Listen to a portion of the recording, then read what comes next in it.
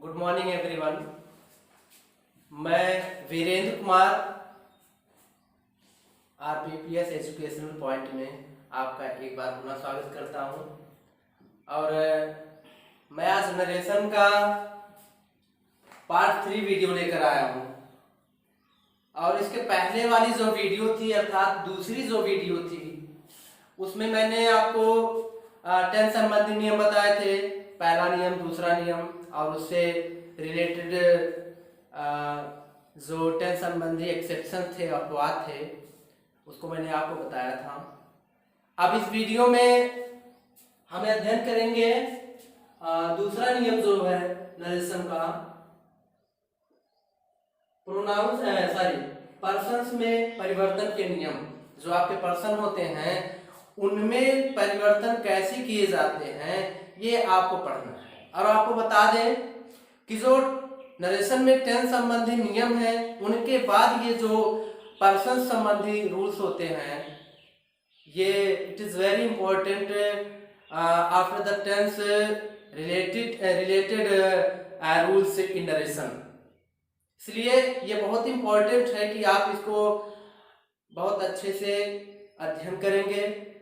और अगर ये नियम, मतलब पर्सन से संबंधित नियम और टेंस से संबंधित नियम, जिन विद्यार्थियों को नरेशन में आगे उनको किसी भी प्रकार की समस्याओं का सामना नहीं करना पड़ेगा, क्योंकि सारे के सारे रूल्स जो आगे हैं वो सारे के सारे इन्हीं 2 रूल्स पर बेस्ड है। अगर आपको ये नहीं आएंगे तो बड़ी समस्याएं हो सकती है। इसलिए मैं पहले से ही कहता आया हूँ कि आप 10 संबंधी नियम और ये दूसरा चीज जो प्रोनाउन मीन्स पर्सन संबंधी रूल्स है, इसको आप बहुत अच्छे से पढ़ लेंगे। तो आइए हम स्टार्ट करते हैं।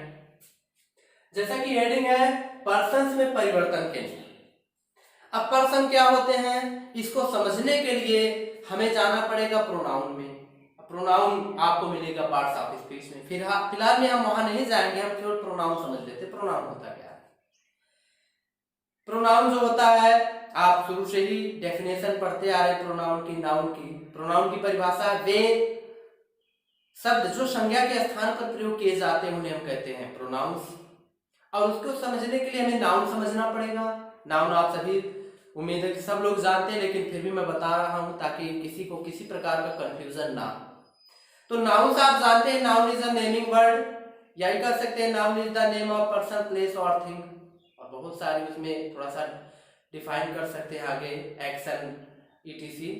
तो किसी भी व्यक्ति, वस्तु, स्थान, गुण, दशा, अवस्था आदि के नाम को हम संज्ञा कहते हैं। कहने का तात्पर्य यह है कि कोई भी चीज हो दुनिया में जिसका अपना नाम है, हम उसे नाउन कहते हैं, संज्ञा कह सकते हैं। आप कोई भी चीज ले सकते हैं, टेबल हो गया, बुक हो गई, बेंच हो गया, मोबाइल फोन हो गया, बाइक हो गई, साइकिल हो गया, होम हो गया, हेयर हो गया, आई हो गया, मतलब जो भी चीजें, whatever you see around your environment, वो सारी की सारी चीजें आपकी नाउन्स होती हैं। अगर आपसे कोई पूछे नाउन की एग्जांपल बताइए, तो आप जो भी सामने आपके आए वो सारी की सारी चीजें बता सकते हैं नाउन्स के एग्जांपल के रूप में।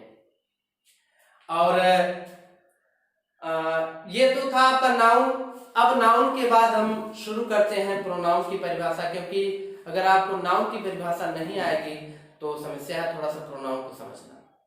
प्रोनाउन की परिभाषा मैंने बताया कि वे शब्द जो संज्ञा के स्थान पर प्रयोग किए जाते हैं उन्हें हम कहते हैं प्रोनाउन। अब कैसे प्रोनाउन को समझते हैं, आइए हम एग्जाम्पल के थ्रू इसको समझते हैं। अभी देखिए मैंने एग्जाम्पल लिखा है हिंदी में भी। इंदौर वाले बच्चे कहेंगे कि ये सब पता नहीं कहां से उठा के रख दिए हैं, लेकिन इसको समझना, प्रोनाउन को समझने के लिए बहुत जरूरी है। हालांकि मुझे पता है कि बहुत सारे ऐसे बच्चे हैं जो प्रोनाउन को भली भांति जानते हैं, लेकिन कुछ ऐसे भी बच्चे हैं जिनको थोड़ी सी जानकारी कम हो, उनके लिए मैं अच्छे से एग्जाम्पल के थ्रू समझाता हूँ। यह मैंने लिखा है, मोहन एक अच्छा लड़का है। मोहन कक्षा 5 में पढ़ता है। मोहन प्रतिदिन सुबह में 4 बजे उठता है। मोहन के माता पिता मोहन से बहुत प्रेम करते हैं। ये आपका हिंदी का सेंटेंस है। उसी के नीचे मैंने लिखा है, मोहन एक अच्छा लड़का है, वह कक्षा 5 में पढ़ता है, वह प्रतिदिन सुबह में 4 बजे उठता है, उसके माता पिता उससे बहुत प्रेम करते हैं। अब आप देखेंगे मोहन जो कि एक नाउन है, क्योंकि ये नाम है किसी लड़के का, और कोई भी व्यक्ति हो, वस्तु हो या स्थान हो, किसी के भी नाम को हम हमेशा, अर्थात जो भी होता है, चाहे व्यक्ति हो, वस्तु हो या कोई भी हो, उसके नाम को ही हमेशा हम संज्ञा कहते हैं। अब ये नाउन है, मोहन जो है नाउन है। अब आप इसमें देखेंगे, इस वाक्य में, इस पैराग्राफ में आप देखेंगे कि कई जगह मोहन का प्रयोग किया गया। मोहन एक अच्छा लड़का है, मोहन कक्षा 5 में पढ़ता है, मोहन प्रतिदिन सुबह में 4 बजे उठता है, मोहन के माता पिता मोहन से बहुत प्यार करते हैं, बहुत प्रेम करते हैं। अब आप देखेंगे कई जगह मोहन मोहन का प्रयोग किया गया। दूसरे वाक्य में आप देखेंगे, दूसरे पैराग्राफ में, कि मोहन पहली बार प्रयोग किया गया, फिर दूसरे सेंटेंस में वह, अर्थात मोहन के जगह पे किसका प्रयोग किया गया, वह का प्रयोग किया गया। तो आप यही ध्यान देंगे, ये था नाउन। और आप एक चीज ध्यान देंगे कि कोई भी वाक्य शुरू करते हैं, पहले हम नाउन का प्रयोग करते हैं, फिर नाउन दूसरी बार जब उसका प्रयोग किया जाता है तो नाउन को प्रयोग नहीं करते, उसके स्थान पर हम प्रोनाउन का प्रयोग करते हैं। तो आप यहाँ देखेंगे मोहन है, और हमने इस वाक्य में क्या किया है, मोहन की जगह वह लगाया है। फिर वही चीज आप देखेंगे, मोहन प्रतिदिन सुबह में इतने बजे उठता है। अब इसकी जगह पर हमने क्या किया, फिर मोहन की जगह पे वह हमने लगा दिया। फिर आगे हमने देखा है मोहन के माता पिता मोहन से, फिर इसमें आप देखेंगे मोहन के जगह पे हमने कर दिया उसके माता पिता, और फिर मोहन के जगह पे हमने कर दिया उससे। तो आप देखेंगे कि ये जो शब्द हैं, जो नाउन के स्थान पर प्रयोग किए गए, इन्हीं को हम कहते हैं प्रोनाउंस। तो आप समझ गए होंगे कि प्रोनाउंस क्या होते हैं। अच्छा, एक चीज और, प्रोनाउंस जो होते हैं, ये तो आपकी हिंदी हो गया, उससे, उसे, वह, ये सारी चीजें आपकी होती है। इंग्लिश में यही चीज आपका आ जाएगा, he, him, his, I, me, you, they, she, we, ये सारे आपके प्रोनाउंस होते हैं, क्योंकि इन्हीं का प्रयोग हमेशा हम नाउन्स के स्थान पर करते हैं। अब आप एक चीज देखेंगे कि नाउन का प्रयोग जो होता ठीक है, लेकिन प्रोनाउन का प्रयोग होता क्यों है। अभी आप देखेंगे कई जगह नाउन्स का प्रयोग, कई जगह हमने एक ही व्यक्ति का नाम प्रयोग किया, मोहन मोहन मोहन। तो आप देखेंगे थोड़ा सा बोरियस फील होगा, उबाऊ, मतलब अच्छा नहीं लगता है। तो इसका प्रयोग क्यों होता है प्रोनाउन का, नाउन के बार बार प्रयोग करने से बचने के लिए हम प्रोनाउंस का प्रयोग करते हैं। तो ये था आपका प्रोनाउन, जिसको आप बड़ी आसानी से समझ सकते हैं। अब इसके बाद मैंने लिखा है पर्सन्स में परिवर्तन। पर्सन क्या होते हैं, इसको समझने के लिए हमें आना पड़ेगा टाइप्स ऑफ प्रोनाउन। तो प्रोनाउन जो होते हैं, तो मैं बता रहा था आपको टाइप्स ऑफ, इसको समझने के लिए पर्सन्स को, क्योंकि आप पर्सन्स मिल जाते हैं, पुरुष होता है, और पुरुष जो होते हैं वो आपके 3 प्रकार के होते हैं, फर्स्ट पर्सन, सेकंड पर्सन और थर्ड पर्सन। प्रथम पुरुष और मध्यम पुरुष और उत्तम पुरुष, या कह सकते हैं अन्य पुरुष। संस्कृत में भी आपने पढ़ा होगा पुरुष के बारे में, प्रथम पुरुष, द्वितीय पुरुष, या मध्यम, उत्तम पुरुष या अन्य पुरुष पढ़ा। उसी तरीके से अंग्रेजी में भी होता है, जिसको बोलते हैं फर्स्ट पर्सन और सेकंड पर्सन और थर्ड पर्सन। अच्छा, इसके लिए मैंने बताया आपको कि प्रोनाउन में भी थोड़ा सा चलते हैं कि प्रोनाउन कितने प्रकार के होते हैं, उसके एक टाइप के बारे में पढ़ेंगे। प्रोनाउन में से आप जानते हैं 9 प्रकार के होते हैं, और 9 प्रकार में जो पहला प्रोनाउन होता है आपका, वह होता है पर्सनल प्रोनाउन। और पर्सनल प्रोनाउन के बारे में हम थोड़ा सा जानेंगे। लिखा है टाइप्स ऑफ पर्सनल प्रोनाउन। जो पर्सनल प्रोनाउन होता है, इसको हम डिफाइन करेंगे। पर्सनल प्रोनाउन किसे कहते हैं, वह प्रोनाउन जिससे बोलने वाले, अर्थात कह सकते हैं कि जो भी कोई व्यक्ति बात करे या कहे, जिससे वह प्रोनाउन, जिससे बोलने वाले, सुनने वाले और जिसके बारे में बात कही जाए, इन तीनों का जिससे बोध हो, उसे हम कहते हैं पर्सनल प्रोनाउन। पर्सनल प्रोनाउन बोलने वाला हमेशा या तो आई रहेगा या तो बी रहेगा, सुनने वाला हमेशा यू होता है, और जिसके बारे में बात कही जाती है वो हमेशा थर्ड पर्सन होता है। उसके अंतर्गत आपका ही, सी, इट, दे, या फिर कोई व्यक्ति जिसका नाम, कोई नाम वाला व्यक्ति, जैसे किसी का नाम हो, वो हमेशा हो सकता है। जैसे मैंने कहा, अब मैं बोल रहा हूँ, आई हो गया, और आप सुन रहे हैं तो यू हो गया, अर्थात बोलने वाला हो गया और सुनने वाला यू हो गया। और जिसके बारे में बात की जा रही है, जैसे मान लीजिए हम दोनों बात कर रहे हैं किसी व्यक्ति के बारे में कि फला व्यक्ति सड़क पर जा रहा है। अब आप यहाँ देखेंगे बोलने वाले का भी अध्ययन, सुनने वाले के बारे में भी जानकारी मिल गई, और जिसके बारे में बात की जा रही है, तीनों का जो बोध कराता है उसे हम कहते हैं पर्सनल प्रोनाउन। और जो पर्सनल प्रोनाउन होता है वह आपका 3 प्रकार का होता है। पर्सनल प्रोनाउन 3 प्रकार का होता है, first person pronoun, second person pronoun और आपका तीसरा होता है थर्ड पर्सन प्रोनाउन। तो इनके बारे में हम भली भांति जानकारी प्राप्त करेंगे, जिससे आप पर्सन्स में जो भी परिवर्तन होंगे उनको बड़े अच्छे से समझ सकते हैं। तो जो आपके पर्सन होते हैं वो 3 मैंने बताया। अब प्रोनाउन आपके जो होते हैं first person pronoun, second person pronoun और थर्ड पर्सन प्रोनाउन, ये आपको मैं बताऊंगा और भली बात इसको आप समझ सकते हैं।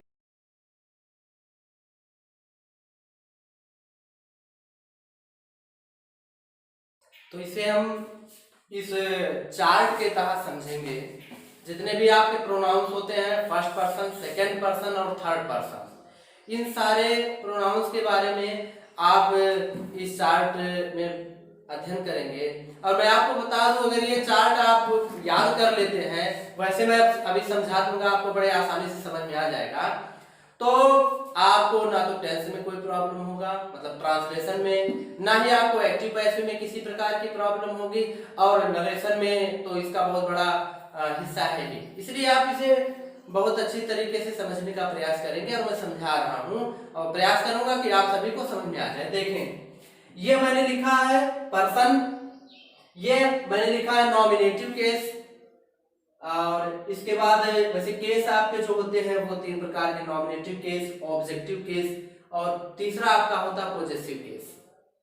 इन तीनों के बारे में हम पढ़ेंगे।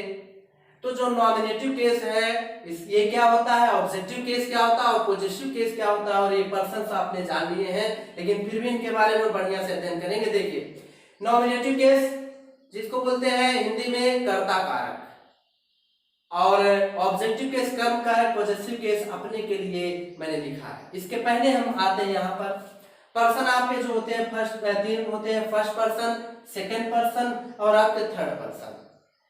और इसमें फर्स्ट पर्सन में कौन कौन से आते हैं, सेकंड में कौन आता है, थर्ड में कौन आता है, ये सारी चीजें आपको लिखा गया है, मैं बताऊंगा। फिलहाल में आप यहाँ देखें, नॉमिनेटिव केस मतलब होता है कर्ता कारक। जैसा कि पता चल रहा है हिंदी से, कर्ता कारक, कर्ता मतलब आप जानते हैं कर्ता वह व्यक्ति होता है, या यूं कह सकते हैं कि वाक्य में वह शब्द जो कार्य को करे उसे हम कर्ता कहते हैं। तो आप देखेंगे नॉमिनेटिव केस है, इसका मतलब जितने भी वर्ड्स इसमें, जितने भी प्रोनाउंस होंगे वो सारे के सारे एज सब्जेक्ट कार्य करेंगे, कर्ता के रूप में कार्य करते हैं। आप देखिए, आई का प्रयोग हमेशा कर्ता के रूप में होता है। जैसे मैं स्कूल जाता हूँ, आई गो टू स्कूल। अब आप देखेंगे यहाँ पहले आई अर्थात सब्जेक्ट है तो कर्ता हुआ। वी भी आपका सब्जेक्ट के रूप में प्रयोग किया जाता है। वी रीड एट होम, हम घर पे पढ़ते हैं, ये आपका कर्ता के रूप में हो गया। तो जितने भी आपके सब्जेक्ट्स हैं, जितने भी इस कॉलम में बने हुए हैं, सब सब्जेक्ट के रूप में कार्य करते हैं, इसलिए इन्हें हम नॉमिनेटिव केस या सब्जेक्टिव केस भी कह सकते हैं। अच्छा, ये सारी चीजें आप समझ सकते हैं। इट का प्रयोग आप भली भांति से जानते ही होंगे, क्योंकि इट का प्रयोग प्राकृतिक चीजों के लिए होता है, और जहां पर सब्जेक्ट नहीं होता है उसके लिए किया जाता है। तो इसके बारे में बहुत ज्यादा नहीं बताएंगे, अब आगे आपको ट्रांसलेशन का मैं वीडियो बनाऊंगा, उसमें भली बात आपको हम जो है इट के बारे में बताऊंगा। अच्छा, इसके बाद हम आते हैं दो चीज, अनिश्चित बहुवचन, ब्रैकेट में मैंने लिखा दे और नेम लिखा है, इसको थोड़ा सा समझ लेते हैं। देखिए, अनिश्चित बहुवचन क्या होता है, ब्रैकेट में हमने दे लिखा है। जैसे कभी कभी ऐसे होता है कि किसी वाक्य का जो सब्जेक्ट होता है उसके जो प्रोनाउंस होते हैं या जो भी पर्सन्स होते हैं वो अनआइडेंटिफाइड होते हैं, अर्थात वो डिक्लेयर नहीं होते कि उनके लिए कौन से पर्सन्स का, कौन से प्रोनाउंस का प्रयोग किया जाता है। जैसे आप एक एग्जांपल के थ्रू समझिए, जैसे मैंने कहा कुछ बच्चे अपने घर जाते हैं, तो आप यहाँ देखेंगे कि कुछ बच्चे अर्थात सम चिल्ड्रन, तो अगर जैसे आप ये जानते हैं अगर एक वचन करता है जैसे ही है, तो ही के लिए, अपने के लिए हम किसका प्रयोग करते हैं, हिज का प्रयोग करते हैं। तो ये तो कंफर्म है, ही के लिए, वह के लिए ही का प्रयोग होगा। लेकिन कुछ बच्चे, ये क्या होता है, ये अनिश्चित है। अनिश्चित इसलिए है क्योंकि इसका कोई प्रोनाउन डेफिनिट नहीं है कि इसके लिए क्या प्रयोग करेंगे। तो इसके लिए आप ये जान लीजिए अनिश्चित बहुवचन, जैसे मैंने कहा और एग्जांपल, कुछ घोड़े, कुछ शरारती लड़के, कुछ मधुमक्खियां, कुछ शरारती और बदमाश बच्चे।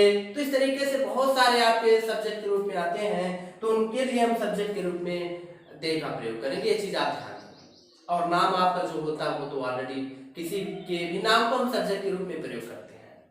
ये हो गया नॉमिनेटिव केस। नॉमिनेटिव केस के बाद आपका आता है ऑब्जेक्टिव केस, जिसको हम बोलते हैं कर्म कारक। कर्म कारक क्या होता है? कर्म कारक का मतलब ये होता है कि जो भी जैसे जो सब्जेक्ट होता है, सब्जेक्ट के बाद और वर्ब के बाद जो शब्द होता है उसे हम एज सब्जेक्ट जानते हैं। परंतु आप ये समझ लीजिए कि ऑब्जेक्ट की परिभाषा ये होती है कि जो शब्द क्रिया के अर्थ को पूरा करता है उसे हम कहते हैं ऑब्जेक्ट। अब जो शब्द क्रिया के अर्थ को पूरा करेगा उसे हम ऑब्जेक्ट कहेंगे। और ये जितने भी वर्ड्स होते हैं, जितने भी प्रोनाउंस हैं, ये सारे के सारे आपके ऑब्जेक्ट के रूप में कार्य करते हैं, कर्म के रूप में कार्य करते हैं, इसलिए इन्हें ऑब्जेक्टिव केस कहा जाता है। जैसे उदाहरण के तौर पे हमने कहा मैं आपको अंग्रेजी पढ़ाता हूँ, तो इसका ट्रांसलेट आप करेंगे आई टीच यू इंग्लिश। तो आप यहाँ देखेंगे आई टीच यू, तो यू जो है आपका किस रूप में है? ऑब्जेक्ट के रूप में है, तो ये ऑब्जेक्टिव केस हो गया। वह मुझे बुलाता है, ही कॉल्स मी, तो जो मी है ये यहाँ पर जो कॉल्स वर्ब है इसके अर्थ को पूरा कर रहा है, तो मी आपका क्या हो गया? ऑब्जेक्ट हो गया, इसलिए ऑब्जेक्टिव केस। तो जितने भी आपके होते हैं इस कॉलम में, इन सभी को हम कहेंगे ऑब्जेक्टिव केस। अभी एक चीज आपका निश्चित बहुवचन वाला, हम इसको अच्छे से समझेंगे एक बार पुनः। इसके बाद आप आते हैं तीसरा और सबसे इंपॉर्टेंट चीज है ये पॉजेसिव केस, जिसको हम कहते हैं अधिकरण कारक। अधिकरण कारक क्या होता है? अधिकरण कारक का मतलब होता है वह केस जिससे किसी वस्तु या किसी व्यक्ति या किसी भी चीज पर किसी दूसरे व्यक्ति के अधिकार का बोध होता है, उसे हम कहते हैं पॉजेसिव केस। जैसे मैंने कहा यह मेरी किताब है, दिस इज माई बुक। अब आप ध्यान देंगे ये दिस इज माई बुक या मेरी किताब अर्थात अधिकार किसका है? मेरा है। और किस शब्द से पता चल रहा है? माई शब्द से। अभी माई शब्द हटा दें, दिस इज बुक, तो अधिकार पता नहीं चलेगा। तो इसलिए जितने भी वर्ड्स आपके हैं इसमें, जितने भी प्रोनाउंस हैं, इनसे किसी भी व्यक्ति या वस्तु पर दूसरे व्यक्ति के अधिकारों का बोध होता है। और ये बहुत इंपॉर्टेंट है। मैंने अपने के लिए क्यों लिखा, आप इसको समझेंगे। अपने के लिए इसलिए लिखा है, जैसे माई, माइन, इनका प्रयोग कहाँ होता है? ये माइन का प्रयोग मैं बाद में बताऊंगा, माई और ये जो पहले हैं इनको हम बता रहे। जैसे कभी कभी ट्रांसलेशन में आता है कि वह अपने पिताजी के साथ दिल्ली जाता है, तो कितने बच्चे हैं कि लगा देते हैं he goes to Delhi with your father, with my father, मतलब जो मन में आ जाता वही लगा देते हैं। तो आप यहाँ देखेंगे वह अपने, जब वह के साथ अपने आएगा तो आप सीधे जाएंगे वह वाले लाइन में, तो आप यहाँ देखेंगे वह है, तो अपने के लिए इसमें कौन सा आएगा? हिज आएगा। अगर लड़का है तो सॉरी एक चीज यहाँ पर लिख दे रहा हूं, वह अपने पिताजी के साथ दिल्ली जाता है, तो वह के लिए, अपने के लिए हम किसका प्रयोग करेंगे? हिज का प्रयोग करेंगे। He goes to Delhi with his father. अब वही अगर लड़की हो जाएगी, वह अपने पिताजी के साथ दिल्ली जाती है, तो उसके लिए अपने के लिए किसका प्रयोग करेंगे? हर का। She goes to Delhi with her father. वही अगर मैं हो जाएगा, मैं अपने पिताजी के साथ दिल्ली जाता हूं, तो I go to Delhi with my father. I के साथ अपने के लिए हो जाएगा माय। तो ये आपका है अपने के लिए, जो कि बहुत इंपॉर्टेंट है। और आगे चलकर के जो प्रोनाउंस में पर्सन्स में जो परिवर्तन होंगे उसके लिए बहुत ही जरूरी है इनको समझना। अच्छा, अब इसको एक बार हम फिर से समझ लेते हैं। अनिश्चित बहुवचन, अभी मैंने बताया कि अनिश्चित बहुवचन का कोई प्रोनाउन डेफिनेट नहीं होता कि क्या लगाया जाए। जैसे मैंने कहा कुछ लड़के, अगर एक लड़का होता तो हमने समझ में आया कि ठीक है हिज लगा दिया। कुछ लड़कियां, अगर एक बालिका एक गर्ल होती तो हमने हर लगा दिया। इस तरीके से मामला समझ में आता है। लेकिन अगर इस तरीके से दे दिया जाए कि कुछ लड़कियां अपने पिताजी के साथ दिल्ली जाती है, जैसे एक लड़की पिताजी के साथ दिल्ली जाती है, अपने पिताजी के साथ जाती है या जाता है, जो भी एक होता है, तो समझ में आता है कि हाँ हिज लगा दिया, हर लगा दिया, जो भी लगा दिया, जैसे भी रहता। परंतु अगर वो नाउन इंडेफिनिट हो, अनिश्चित हो, तो उसके लिए क्या करते हैं? जैसे एग्जाम्पल हमने कहा कुछ लड़कियां, अब लड़कियां हैं तो एक लड़की के लिए हर का प्रयोग होता है, प्लूरल जब रहता है तो उसके लिए हर का प्रयोग नहीं होता है। तो ऐसे कंडीशंस में जब वो अनिश्चित है तो उसके लिए हम किसका प्रयोग करते हैं? अपने के लिए हम प्रयोग करेंगे डियर का प्रयोग करेंगे। चाहे वह लड़की हो चाहे लड़का हो, बहुत सारे व्यक्ति होते हैं, जैसे कुछ बच्चे या बहुत सारे व्यक्ति अपने अपने मित्रों के साथ मेला देखने जा रहे हैं, तो वहां पर अपने के लिए हम डियर का प्रयोग करेंगे। और उसके लिए ऑब्जेक्ट अगर आता है, कर्म आता है, तो दे का देव का प्रयोग करेंगे और सब्जेक्ट के रूप में हमेशा दे का प्रयोग करते हैं। और नाम के लिए आएगा, जैसे हमने लिखा हिम हर हिज हर, अगर कोई व्यक्ति है, जैसे हमने लिखा हिम, अगर कोई व्यक्ति मीन्स वह आदमी है, मेल है, तो उसके लिए हम ऑब्जेक्ट के रूप में हिम का प्रयोग करेंगे। अर्थात जैसे नाम दिया है किसी का कि वह या कह सकते हैं कि राम उसे पीटता है, तो राम हो गया इसका नाम। इसके आधार पर उसके लिए हम किसका प्रयोग करेंगे, हिम का प्रयोग करेंगे या हर का प्रयोग करेंगे। अगर लड़का है तो हिम का प्रयोग करेंगे, लड़की है तो हर का प्रयोग करेंगे। उसी तरीके से अगर पोजेसिव केस होता है, अधिकरण कार्य की बात आती है, तो लड़के के लिए हिज का प्रयोग करेंगे और लड़की के लिए हर का प्रयोग करेंगे। तो इस चार्ट को आप अच्छे से समझ लेंगे। इसके बाद एक चीज और मैं बता दे रहा हूँ कि इसको याद कैसे किया जाएगा। इसको याद करने का सबसे सस्ता तरीका ये है कि पहले चीज आप ये पढ़ेंगे person, first person, second person, third person. अब इसको कैसे याद करेंगे, इसको ऐसे नहीं याद करेंगे कि आई वी यू, इस तरीके से कभी नहीं याद करेंगे। याद करने का एक ही तरीका है, आप याद करेंगे फर्स्ट पर्सन में कौन कौन से प्रोनाउन आते हैं, क्योंकि जब आप आगे पढ़ेंगे तो इसी तरीके से आपको रूल्स में मिलेंगे, जो भी नियम रहेंगे वो सारे रूल्स इसी तरीके आएंगे। तो फर्स्ट पर्सन में आप ऐसे याद करेंगे, फर्स्ट पर्सन में I, me, my, mine, we, us, our, ours, ये फर्स्ट पर्सन के प्रोनाउंस हो गए। सेकंड पर्सन के pronoun you, you, your, yours. Third person के pronouns he, him, his, she, her, hers, it, its. इसी तरीके से आप याद करेंगे, ये नहीं कि इस तरीके से ऐसे आप याद करते चले जाओ। एक चीज आप ये भी ध्यान देंगे कि यू जो होता है ये सब्जेक्ट के रूप में अर्थात नॉमिनेटिव केस भी होता है, और यू ही ऑब्जेक्ट के रूप में भी होता है, ऑब्जेक्टिव केस। तो दोनों तरीके से आप ये डिपेंड करता है कि कब ये सब्जेक्ट के रूप में है, कब ऑब्जेक्ट के रूप में है। ये वाक्य का भाव बताएगा, उसके अकॉर्डिंग हम इसको बदलते रहेंगे और प्रयोग करते रहेंगे। ये आगे आपको बताया जाएगा। तो पर्सन संबंधी नियम का ये पहला रूल है, और पहला रूल है वो ये कहता है कि यदि रिपोर्टेड स्पीच में, यदि रिपोर्टेड स्पीच में फर्स्ट पर्सन आया हो तो उसे रिपोर्टिंग वर्ब के सब्जेक्ट के पर्सन, नंबर और जेंडर के अनुसार बदलते हैं। अब फर्स्ट पर्सन का मैंने चार्ट आपको बताया कि फर्स्ट पर्सन में कौन कौन से प्रोनाउंस आते हैं, सेकंड पर्सन में कौन आते हैं, थर्ड पर्सन में कौन आते हैं। आप इसको अच्छे से समझेंगे तभी ये मामला समझ में आएगा। तो ये पहला रूल आपका कि यदि रिपोर्टेड स्पीच में फर्स्ट पर्सन आया हो तो उसे रिपोर्टिंग वर्ब के सब्जेक्ट के जेंडर, नंबर और पर्सन के अनुसार बदलते हैं। और प्रोनाउन पर्सन से संबंधित जो रूल्स होते हैं उनसे संबंधित एक शॉर्टकट ट्रिक आप जानते होंगे बहुत पहले से, ये जो सन के नाम से प्रसिद्ध है, सन बाय 1 2 3। इसमें एस जो होता है सब्जेक्ट होता है, और ओ जो होता है ऑब्जेक्ट होता है, एन जो होता है इसका मतलब होता है नो चेंज। और नीचे जो लिखा हुआ है ये आपके 1 2 3 ये पर्सन्स होते हैं, जैसे इंडिकेट कर सकते हैं आप, ये पर्सन्स हो गए और ये आपके केस हो गए।